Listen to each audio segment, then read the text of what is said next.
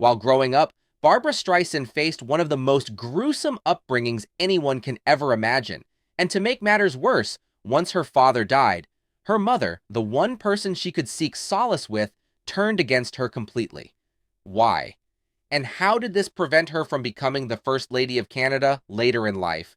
Let's find out while showing you some of her rare photos. When Diana Ida Rosen was young, she had dreams of becoming a musician. However, things didn't quite pan out, and she ended up becoming a school secretary instead.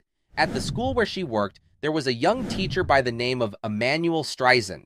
The two of them fell in love and got married. On April 24, 1942, the couple welcomed their daughter to the world. Her name was Barbra Joan Streisand. A few months after Barbra was born, her father died. The cause of death was ruled as complications of epilepsy. He most likely had had a head injury in his youth, which led directly to his death years later. Growing up without a dad impacted Barbra greatly, leading her to have so many insecurities. At the end of the day, everybody's father came home from work except for hers. This made her feel like an outcast. It gave her an inner sadness that not many people were aware of. And to make matters worse, her mother, who should have been there to support her, was always absent, which is partly not her fault. She had to keep the family from living in the streets, and the way she knows how to do that is by working odd hours as a low-wage bookkeeper. Therefore, anytime Barbra felt lonely and wanted attention from her mother, none was forthcoming. Instead, the best Barbra was given was food. In 1950, when Barbra was 8 years old, her mother remarried a man known as Louis Kind. This should have ended all of Barbra's fatherly woes, right? Unfortunately, it did not. As such, Barbra had to turn to school for some sort of structure in her life. Barbra's early years at school were particularly tough. Although she was very inquisitive, she also lacked discipline. After completing her education at the Jewish Orthodox Yeshiva of Brooklyn, she began to attend Public School 89 in Brooklyn. This opened her world up in such a marvelous way. It was at this period in Barbra's life that she was introduced to a large variety of TV and movies. This made her begin to dream that she could also be somebody. At that point, Barbra became obsessed with the idea of becoming a star and escaping the small corner of the world that was Brooklyn. Though she wanted to be an actress, her skills as a singer were undeniable. Everyone in the whole neighborhood knew Barbra was a very talented singer. That became the way she gained the attention she so desperately craved. She would either sing on her apartment balcony or in the hallways. Pretty soon, she began to sing outside the apartment as well. Barbra made her singing debut at her school's PTA assembly. Pretty much everyone was in awe of her talent. The only person who was unimpressed was her own mother. Why exactly was Diana in denial of her daughter's talent? Was she just jealous, or was there more to her reluctance than it seemed at the time? We'll find out soon, but for now, despite her mother's protestations, Barbra was still determined to make it. But without support, she didn't get very far. Barbra, who had begun to sing at weddings and summer camp, had an audition with the prestigious MGM Records. Unfortunately, the audition did not go as planned, and she did not win the prized recording contract. It was at this point that Diana offered her support to the 13-year-old Barbra, but despite her pledge to help her daughter, she still wasn't offering her the help she needed. At 16, Barbra moved out of her mother's house. Living on her own, she worked all sorts of odd jobs to support herself. She slept at a different house every night. The only time she returned to her mother's house was when she had no other options. Shocked by Barbra's gypsy-like lifestyle, Diana still tried to get Barbra to give up show business. All other strategies had failed, so she had no choice but to beg the teenage Barbra. Well, this had the opposite effect that Diana intended and merely stoked the fires in Barbra's heart. She was more determined than ever to make it and prove to her mother that she could be a huge star. Still, was Diana merely looking out for her daughter, or was she just jealous that Barbra was about to achieve all the success that had been denied her? Well, Barbra's personal life may have been in shambles, but academically, she managed to turn things around. While attending Erasmus Hall High School, she became an honor student in modern history, English, and Spanish.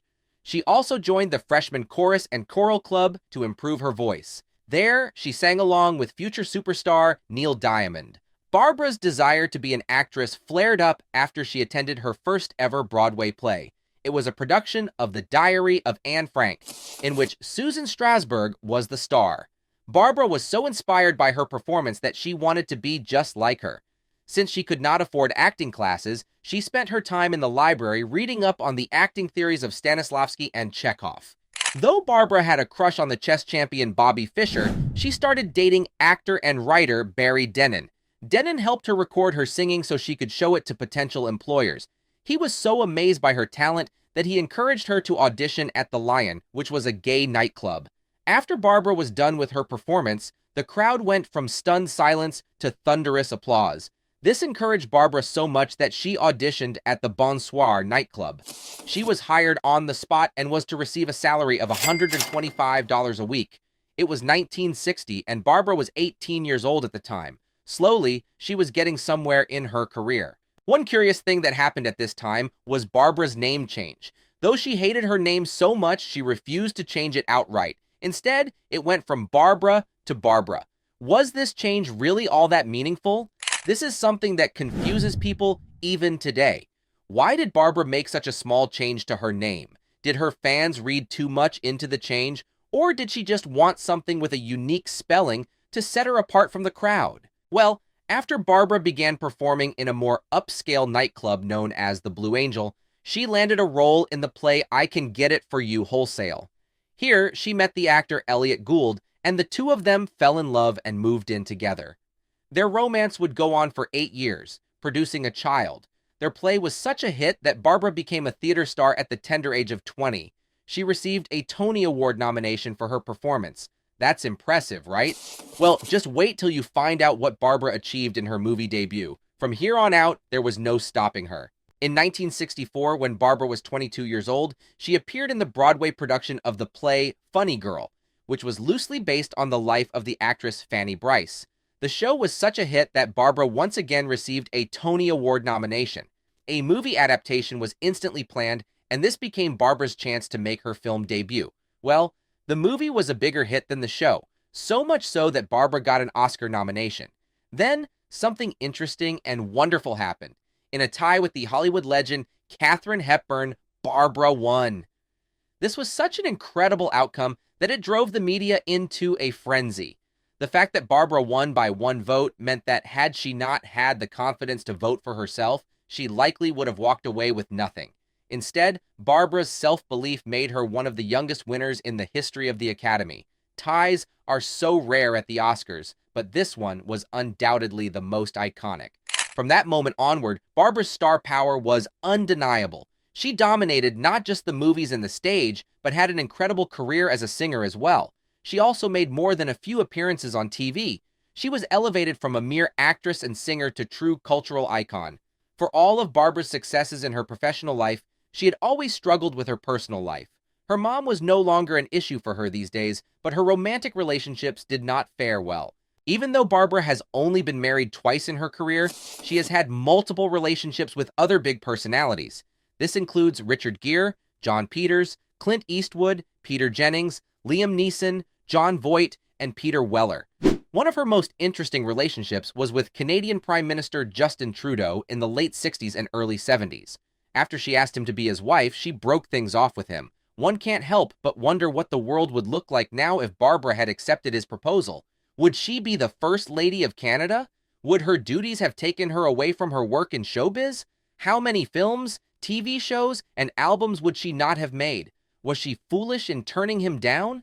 These are things we will never know, but they are still interesting to ponder. In any case, Barbra remains one of the most talented and successful people in history. She is one of the few people who has achieved EGOT status. Her net worth stands at $400 million. She has nothing whatsoever left to prove. At 81 years old, Barbra spends her time away from the public eye. Still, it's wonderful that she's still alive to receive her flowers. As an accomplished actress, singer, and director, she is an icon and inspiration to many people elsewhere. She proved that you can make it no matter how bad things are at the start. If you enjoyed this video, there's a good chance you'll also enjoy the one showing on your screen right now. Click, enjoy, and don't forget to subscribe to the channel. See you on the next one.